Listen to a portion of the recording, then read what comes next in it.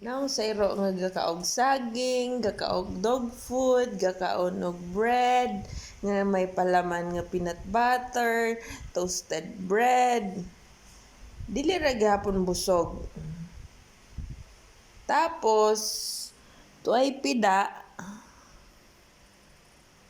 Ang pida, gatulog-tulog ra. Daghan kay siya makaon. Tuay gamayng bread nga toasted.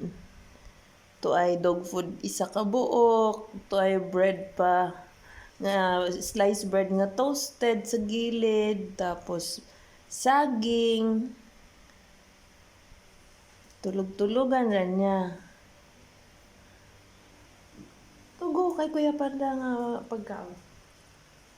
Pero mudos baboy, mag-growl siya. Tik-tik-tik-tulog yung buwang. Puluntong. Ala, kauno ni baboy. Kauno na ni baboy tanan.